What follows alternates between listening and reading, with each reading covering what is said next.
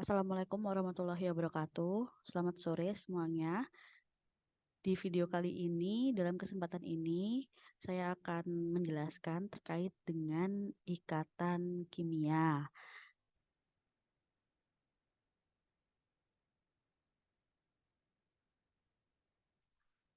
Sebelumnya, kalian tentu sudah belajar tentang atom, kemudian konfigurasi elektron, bagaimana suatu atom itu bisa menjadi lebih stabil seperti gas mulia atau golongan 8A.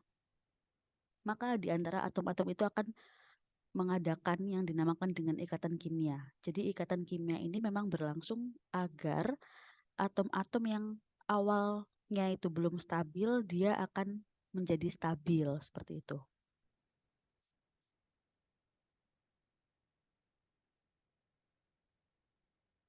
Banyak sekali di kehidupan kita sehari-hari ada bahan-bahan atau barang-barang itu yang terbentuk karena adanya ikatan kimia. Jadi sudah stabil seperti itu. Jadi di sini ada urea, ini ada ikatan antara C dengan O, ikatan antara C dengan N, dan begitupun dengan garam.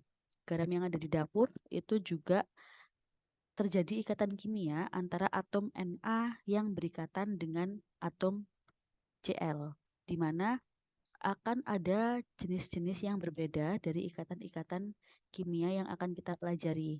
Kita akan belajar ada dua jenis ikatan, yaitu ikatan ionik dan juga ikatan kovalen. Nah, awalnya tadi saya sudah katakan bahwa atom itu akan membentuk kestabilan, mencapai kestabilan dengan beberapa cara. Yang pertama dengan membentuk ion-ionnya, dan yang kedua itu adalah dengan menggunakan bersama-sama elektron. Nah, bagaimanakah suatu atom dikatakan stabil apabila dia telah memenuhi aturan duplet atau yang jumlahnya ada 2 dan juga aturannya oktet atau yang jumlahnya ada 8. Nah, untuk yang jumlahnya 2 dan jumlahnya 8 ini hanya dimiliki oleh gas mulia atau golongan 8A. Ada apa saja? Ada He, Ne, Ar, Kr, Xe, dan Rn, di mana semuanya itu sudah memenuhi aturan. Untuk He, dia punya elektron valensi 2. Artinya dia sudah memenuhi aturan duplet. Dan untuk yang lainnya, dari mulai Ne sampai dengan Rn, dia sudah mengikuti aturan oktet. Karena elektron valensinya itu jumlahnya adalah 8. Dari mana nih? Contohnya saya tunjukkan 2 ditambah 6. Itu. Jadi elektron valensinya sudah 8. Kemudian saya awali dengan pembentukan ikatan ionik.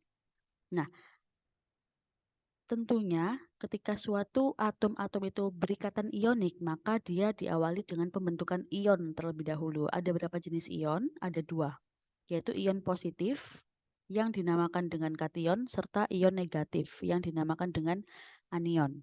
Nah, golongan di sini kalian bisa tahu ada golongan utama dan ada golongan transisi. Golongan utama itu adalah golongan utama, itu golongan 1A. Ya, saya tuliskan golongan utama itu mulai dari golongan 1A sampai dengan 8A. Nah, golongan transisi itu sama. Dia juga dari golongan 1, tapi bedanya adalah golongan 1B sampai dengan golongan 8B. Nah, untuk golongan 1A, golongan 2A, dan golongan 3A, ini mereka akan cenderung membentuk ion positif. Ya, ionnya positif. Sampai dengan golongan 3A. Nah, untuk yang golongan 4A, ini dia kurang bisa membentuk ion. Nah, lalu untuk golongan 5 sampai dengan golongan 7A, ini dia cenderung untuk membentuk untuk membentuk ion yang negatif atau anion. Nah, jadi semakin dia ke kanan, semakin dia membentuk ion negatif ke kanan ya. Ke kanan itu arahnya ke kanan kita. Nah, ke sini. Kalau dia semakin ke kiri, itu dia semakin membentuk ion positif.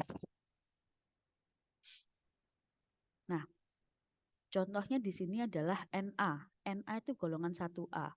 Supaya dia stabil, dia akan melepaskan satu elektron valensinya. Satu yang di luar ini dilepas, nih dilepaskan yang warna kuning. Ketika dia lepas, dia akan membentuk Na+. Nah, kan satunya sudah hilang. Jadi sekarang dia sudah jumlahnya 8. Awalnya tadi elektron valensinya 1. Tapi karena 1 sudah dilepas, maka dia sekarang sudah stabil. Membentuk apa? Untuk atom yang melepaskan elektron, dia akan bermuatan positif. Sedangkan untuk atom yang menangkap elektron, contohnya di sini adalah F dengan nomor atom 9, dia punya elektron valensi 7, 2 ditambah 5. 7 kan? Nah, karena dia punya 7, untuk stabil dia akan menangkap 1 elektron. Sehingga dia akan membentuk F-. Dan sekarang dia sudah stabil karena jumlah elektron valensinya awalnya 7, karena menangkap 1 elektron jumlahnya menjadi 8. Bagaimana untuk yang penggunaan bersama pasangan elektron? Tadi di golongan 4A, jadi golongan 4A ini kan tengah-tengah ya. Kalau golongan 4A artinya dia punya elektron valensi sebanyak 4. Nah, 4 ini kan tengah-tengah. Dia mau melepaskan elektron atau dia mau menangkap elektron. Nah, sehingga dia lebih memakai cara yang kedua, yaitu menggunakan elektron bersama-sama supaya dia lebih stabil, karena dia nggak tahu, dia bingung dia mau melepaskan elektron atau menangkap elektron. Sehingga untuk golongan 4A ini jelas dia akan memakai elektron bersama-sama supaya dia bisa stabil. Ini ada contoh soal. Kalau contoh ya, ini 17, elektron valensinya berapa? X punya 17. Ne 3s2, 3p 5. Nah, dia punya elektron valensi 7. Maka untuk stabil dia akan menangkap 1 elektron. Untuk menjadi berapa sekarang? 8 elektron. Oktet. Itu ya. Jadi jawabannya adalah menangkap 1 elektron. Dan membentuk apa? Ketika sudah menangkap 1 elektron, maka X yang awalnya tidak bermuatan, dia akan membentuk X-1. Lanjut, sekarang Lewis. Nah, di sini tadi sudah dibahas ya untuk Na dan F. Dan sekarang saya lebih memperlihatkan bagaimana sih untuk yang penggunaan pasangan elektron bersama-sama. Nih, H, dia punya elektron valensi 1. Nah, supaya stabil, dia kan harus membentuk ke 2 atau duplet. Nah, sehingga dia ini ketemu sama H yang lain. H yang lain punya berapa? H yang lain juga sama, dia punya 1. Nah, ini kan ketemuan nih. Nah, sehingga elektron yang dimiliki digunakan bersama-sama. Jadi, tidak ada H yang menyumbangkan elektron ataupun yang menerima. Jadi, sama-sama dipakai bersama-sama, berbarengan. Contohnya lagi di sini ada H yang ketemu dengan C. C punya elektron valensi 4. Nih 2 ditambah 2. 4 buat jadi stabil berarti dia kurang berapa? Kurang 4 juga. Nah H yang dia cuma 1 aja elektron valensinya, dia harus menyumbangkan atau memakai bersama dengan C. Nah kira-kira ada berapa H yang akan berikatan dengan C? Pasti akan ada 4 H yang berikatan dengan C.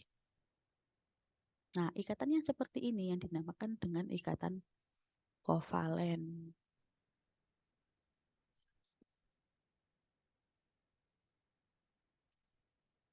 Nah, di sini kan ada ikatan kovalen antara C dengan H. Dan C-nya ini adalah yang menjadi atom pusatnya.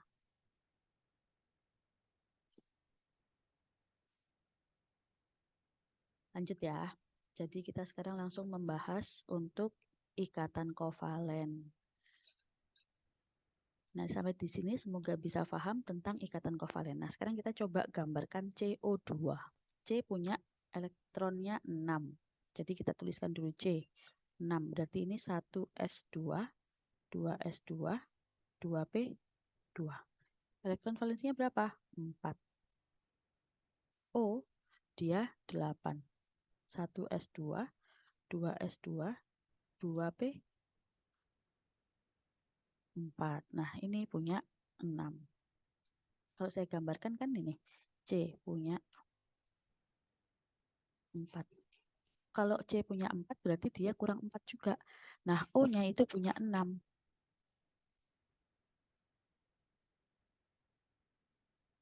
O yang satunya, ini kan O-nya ada 2 ya. Berarti O yang satunya kita gambarkan juga, dia punya 6. Nah, sekarang O-nya ada berapa? 6 ditambah 2 yang di sini, berarti dia punya 8. O yang di sini juga sama, 6. 6 ditambah 2 dari C, berarti dia sekarang sudah punya 8. Artinya O sudah oktet. Sekarang yang C. C awalnya punya 4 yang silangan. Nah, ditambah dari O. Nah, O-nya yang satu nyumbang 2, O yang satu juga nyumbang 2. Sekarang C-nya ada punya berapa elektron? 8 juga. Dia juga sudah oktet. Nah, ikatan yang terjadi antara C dengan O itu ikatannya adalah ikatan kovalen karena penggunaan bersama pasangan elektron. C karena memiliki 2 pasang elektron yang dipakai berikatan maka ikatannya rangkap 2. C yang di sini juga sama. Dipakai berikatannya itu ada 2 pasang elektron ikatan sehingga dia ikatannya juga rangkap 2. Seperti itu. Lanjut ya. Ikatan ion tadi. Ikatan ion contohnya di situ adalah NaCl. Ketika Na plus ketemu dengan Cl min maka akan membentuk senyawa NaCl. Sudah tidak ada muatannya lagi karena dia sudah netral, sudah stabil. Nah, seperti itu. Lalu untuk ini contohnya ada yang lain, Mg2+, karena Mg itu bermuatan plus 2, O-nya itu bermuatan min 2. Ini kalau bertemu, dia akan membentuk MgO. Loh, kok nggak Mg2O2? Nih, ini kan harusnya Mg2O2, karena sama-sama 2. Ini disederhanakan sehingga menjadi MgO saja. Gitu. Lanjut ya. Itu adalah ikatan ionik. Sebenarnya saya punya pola untuk ikatan ionik ini saya buatkan seperti ini. A, X, Y, Y. Ini ketika mengion, dia akan membentuk XA plus Y, Y, B, min X. Muatannya ini tuker-tukeran. X-nya dipakai oleh B, Y-nya dipakai oleh A. Contoh, misalkan saya punya Al plus 3 sama ada O min 2. Ini akan membentuk senyawa apa? Nah, kita pakai tuker-tukeran tempat. Ini ada di sini, ini ada di sini. Sehingga senyawa yang terbentuk adalah Al2O3. Nih, kalau misalkan saya balik lagi, Al2O3 mengalami reaksi ionisasi membentuk apa? 2Al plus 3 ditambah dengan 3O min 2. Ini dilihat X dan Y-nya, tukar-tukaran tempat. 2 ini menjadi muatannya O, 3 ini menjadi muatannya Al, dan 2 ini menjadi koefisiennya A, 3 ini menjadi koefisiennya O. Seperti itu. Itu adalah reaksi ionisasi. Saya rasa reaksi ion, jadi pembentukan senyawa ion itu lebih gampang daripada untuk yang kovalen ya, mungkin untuk kalian. Tapi jangan khawatir, nanti saya jelaskan. Tuh, jadi, nah, clue-nya lagi, misalnya nanti kalian coba soalnya, clue. Jadi di sini kalau ionik itu terbentuk antara logam dan non-logam. Logam golongan berapa aja tadi? 1A sampai 3A. Non-logam golongan 4A sampai dengan 7A. Kalau yang terjadi adalah antara 1A sampai dengan 3A, ketemu dengan 4A sampai dengan 7A, maka ikatannya adalah ionik. Kenapa? Karena logam ini akan membentuk kation atau positif, non-logamnya dia akan membentuk anion yang bermuatan negatif. Tuh. Ini saya skip. Lanjut ke ikatan kovalen. Tadi ya, ada H dengan H tadi sudah. Nah, sekarang Cl dengan Cl. Cl dia punya elektron valensi 7. Saya gambarkan di sini. 1, 2, 3, 4, 5, 6, 7. Nah, untuk stabil berarti dia kurang berapa? 1 kan? Nah, ketemu sama Cl yang lain. Cl yang lain punya berapa? Dia sama-sama punya 7 juga. Nah, sama-sama punya 7, sama-sama kurang 1. Nah, ini dipakai berikatan. Ini dipakai berikatan sehingga ada satu pasang elektron ikatan. Ini satu pasang elektron ikatan. Sehingga saya gambarkan menjadi seperti ini. Cl tunggal dengan Cl. Ini yang dinamakan dengan kovalen tunggal. Hanya ada satu PEI. Dan coba dilihat, ini terjadi untuk unsur golongan 7A. Cl 7A kan? Nah, ada 2 Cl, berarti clue-nya untuk kovalen itu terjadi antara non-logam dengan non-logam. Berarti antara golongan 4A ketemu sampai dengan golongan 7A. Kalau sama-sama 7A, ya jelas dia pasti ikatannya kovalen. Kalau 4A ketemu sama 7A, kan sama-sama non-logam, berarti dia juga sama-sama kovalen. Gitu. Rangkap 2 ya sekarang. Ikatan kovalen rangkap 2 tadi sudah saya jelaskan, untuk contohnya adalah O2. Ini ada 2 pasang PEI, pasangan elektron ikatan, sehingga ikatannya adalah rangkap 2. Ada di sini gambarnya. Lanjut untuk yang rangkap 3. N di situ punya 5. Saya gambarkan N punya 5. 1, 2, 3, 4, 5. Nah, kalau punya 5 berarti kan dia kurangnya berapa? 3. Buat jadi berapa? 8. Jadi ini biar jadi 8 dia kurang 3. Ketemu sama N yang lain. N yang lain dia juga punya 5. 1, 2, 3, 4, 5.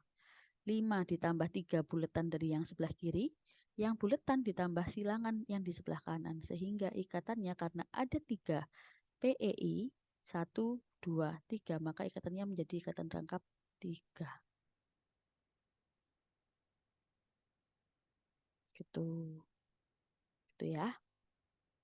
Nah, untuk yang kovalen koordinasi sekarang. Untuk kovalen koordinasi ini tuh khusus. Kalau yang tadi elektronnya itu sumbangan dari keduanya. N yang ini nyumbang ke kanan, N yang kanan nyumbang ke kiri. Kalau kovalen koordinasi dia spesial. Jadi yang nyumbang itu hanya satu saja. Di situ ditunjukkan bahwa O itu punya 6, yang warnanya merah. Semuanya punya 6. O yang di atas, O yang di kiri, dan O yang di kanan. Nah, untuk S-nya, S itu juga golongan 6. Dia juga punya 6 elektron valensi yang warnanya biru. Nah, S yang punya 6 itu untuk stabil berarti dia kurang 2. Nah, diambillah dari O yang di atas. Sehingga O yang di atas ini membentuk ikatan rangkap 2. S tadi kan 6, ditambah 2 sudah 8. Berarti S sudah stabil, sudah oktet. Bagaimana dengan O yang sebelah kanan dan sebelah kiri? Jumlahnya masih 6. Akhirnya S itu menyumbangkan elektronnya biar dipakai sama O. Tapi tetap dipakai sama S juga gitu. Jadi nggak dikasihkan, tapi dipakai bersama-sama. Nah, sekarang S yang warna biru ini itu dipakai berikatan sama O. Nah, O-nya jadinya sudah oktet. O yang di sebelah kiri juga sama, sudah oktet. Nah, bedanya apa tadi? Kalau tadi kan ada strip 2 gitu. Nah, kalau ini ditunjukkan dengan tanda panah. Adalah ikatan kovalen koordinasi. Artinya apa? S yang punya elektron dipinjam sama O gitu. Panahnya keluar. Kalau panahnya kebalik dari O ke S itu nggak boleh. Karena yang punya elektronnya itu S. Yang pakai bareng-bareng itu O. O itu yang numpang. Jadinya arah elektronnya dari yang ngasih tumpangan ke yang menumpang. Seperti itu. Itu adalah kovalen koordinasi. Lalu kovalen polar. Apa yang membedakan? Kalau ada kovalen polar berarti ada kovalen nonpolar. Yang paling gampang adalah dengan melihat adanya PeB di atom pusat. Ya, saya tambahkan di sini. Ada PeB sama tidak ada PeB. Kalau tidak ada PeB artinya dia nonpolar. Kalau ada PeB berarti dia polar. Nah, PeB-nya itu di mana? Di atom pusat. Contoh tadi CH4C punya 4, ya kan? H punya 1. Atom pusatnya siapa? C. C itu adalah atom pusat. Apakah di C ini ada PeB?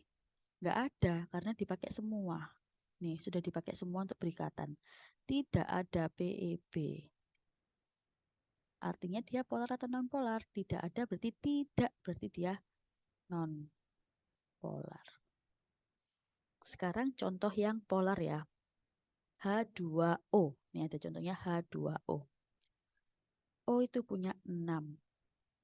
Dipakai berikatan sama H sebanyak 2. 1, 2. Ini H kan punya 1. H punya 1. Nah, H-nya ini sudah duplet, sudah stabil. Nah, O tadi punya berapa? 6.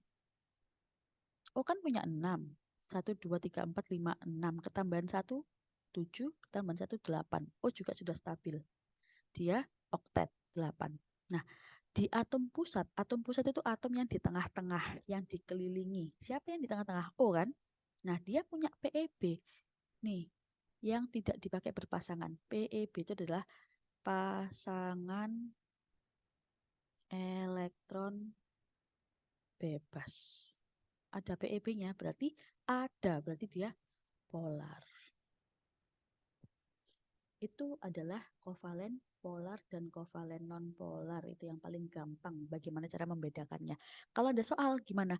Kalian harus cari tahu dulu terlebih dahulu konfigurasi elektronnya. Jadi langkah pertama, konfigurasikan.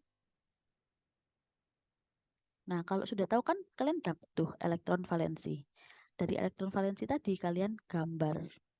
Nah, kalau ada pasangan elektron bebas ya berarti dia polar. Kalau nggak ada berarti dia non-polar. Seperti itu. Itu ya, ini sudah saya jelaskan sekaligus tadi. Nah, ini non-polarnya. Contohnya ini Xe. Xe kan atom pusat. Sorry, ini terdapat senyawa yang terdapat pasangan elektron bebas atau di atom pusat namun dia bersifat non-polar. Ini pengecualian. Ini ada PeB. XeF4 ada PeB-nya tapi dia pengecualian. Gitu. Kenapa? Kok seperti itu, Bu? Kenapa kok ada pengecualian? Karena ketika kita tarik garisnya gini, oh dia bentuknya simetris. Ditekuk itu bisa ketemu gitu. Tapi kita tidak sampai di sini ya. Nanti kalian akan mempelajari ini di perkuliahan kalau ngambil kimia gitu. Itu saja yang bisa saya sampaikan terkait dengan ikatan kimia. Ada ikatan ionik, ada ikatan kovalen, ada ikatan kovalen tunggal, rangkap 2, rangkap 3, dan ikatan kovalen koordinasi apabila dilihat dari ikatannya. Tapi kalau dilihat dari kepolarannya, itu ada dua macam, yaitu ada ikatan kovalen polar dan ada ikatan kovalen non-polar. Nah, itu yang bisa saya sampaikan. Kurang lebihnya saya mohon maaf. Semoga video ini dapat kalian pahami dan dapat menambah informasi atau wawasan yang kalian miliki tentang chemistry bonding. Kurang lebihnya saya mohon maaf. Wassalamualaikum warahmatullahi wabarakatuh.